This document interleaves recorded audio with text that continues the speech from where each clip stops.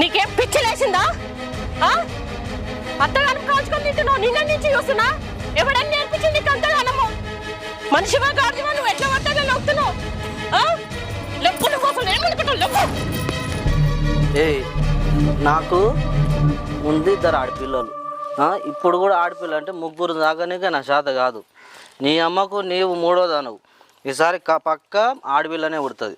అయితే ఏంది? ఆడపిల్ల పుట్టేంది? నువ్వు నిలబడ్డ భూమి ఆడిది, నిన్ను కన్నది ఆడిది, నువ్వు నేర్చుకున్న చదువు ఆడిది, ఆఖరికి నువ్వు పైసా ఖర్చు పెట్టుకునేది కూడా ఆడిది కదా.